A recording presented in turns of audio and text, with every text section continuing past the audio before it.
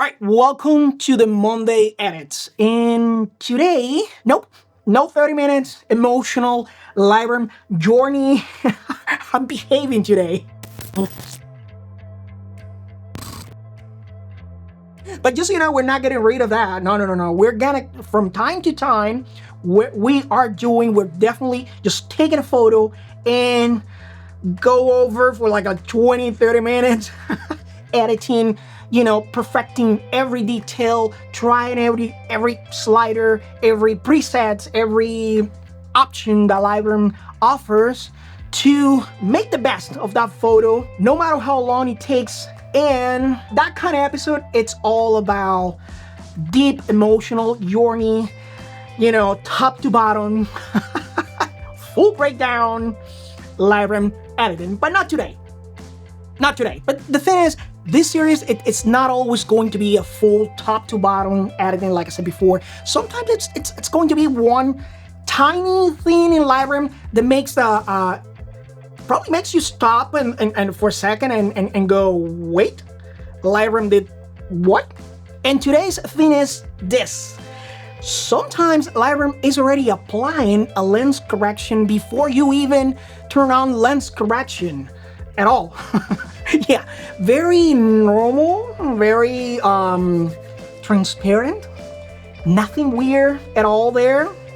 So most people think that lens correction, it's simple, something kind of quick and simple to do, you go to optics and enable lens correction, and Lightroom reads the camera and lens metadata, applies the matching profile, fixes the distortion, vignetting, and everybody is happy and everybody move with their life. But with certain raw files coming from certain cameras and lenses, Lightroom may show you this message. Let me show you.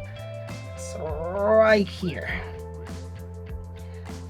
This raw file contains a built-in lens profile for chromatic aberration.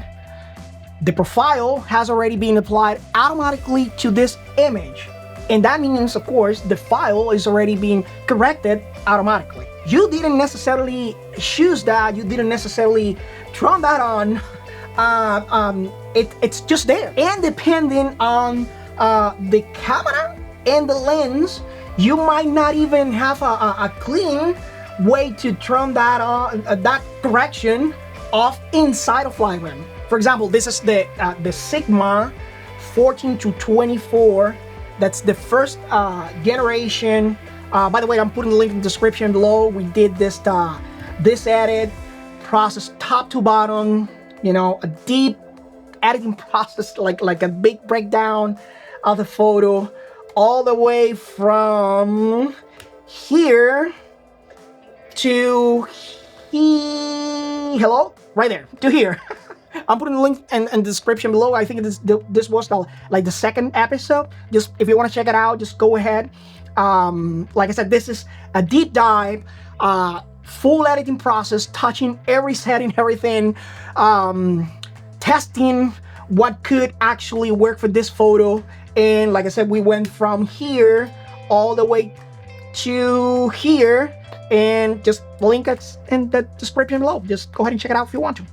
And if I go back to the previous one, I think it was the first episode, we added this photo. And this one, this is the first episode, if I'm recalling correctly. Yes, I'll put the link in the description below. This is a long form editing process, like 30 minutes, going over the photo again. But if you want to check it out, it's going to be in the description below. Same thing, if I enable, I didn't need lens correction for this photo. I didn't feel that like I needed it. I didn't like it. It gave me like a very flat, I don't know, it's a very flat interpretation of the photo when you apply the lens correction. It's fine. Some people would like it. I didn't like it for this specific photo.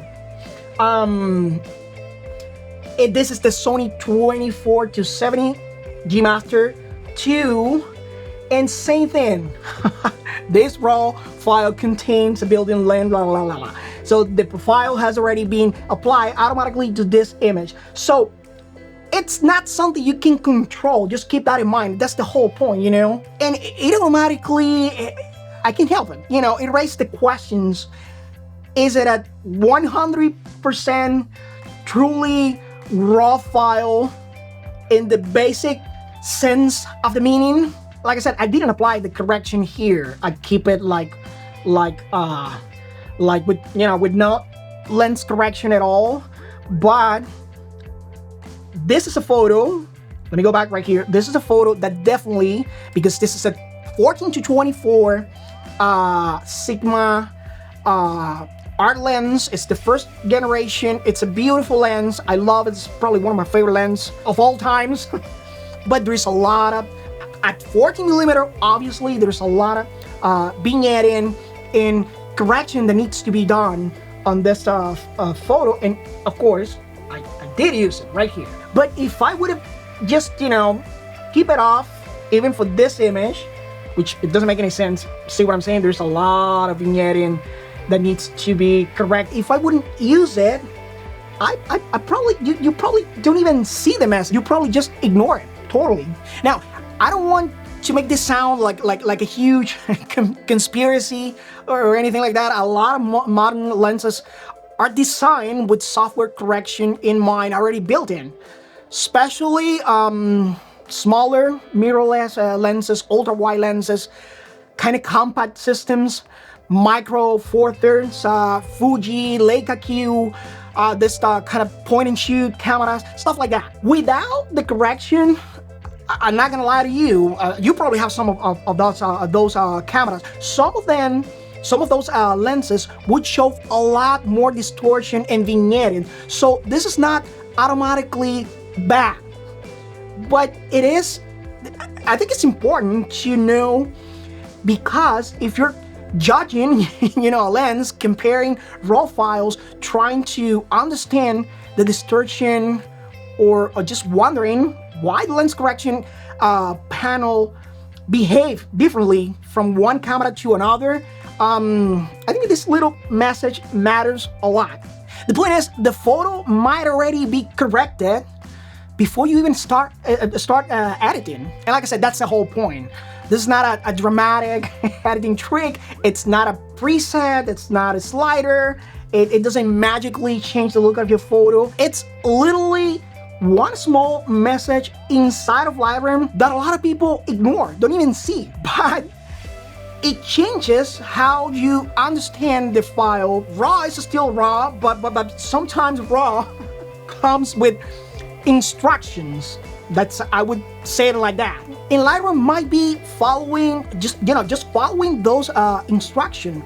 So next time you're in Lightroom, go to Optics and look for that message, built-in lens profile applied, and just check if you know, whatever lens or camera you're working with, it comes with that correction built in already. Because sometimes the correction you're looking for was already there, you know? It might not mean a lot to you, but for some people trying to get the purest raw file out of the camera and out of the lens, this could matters a lot. All right, that's it for this episode of the Monday Edits. This is episode number 5. Just go ahead and subscribe if you want to. You know, there's no pressure at all, but it means a lot to me. It means a lot that you take, you know, one tiny second and just hit that subscribe button, hit the like button.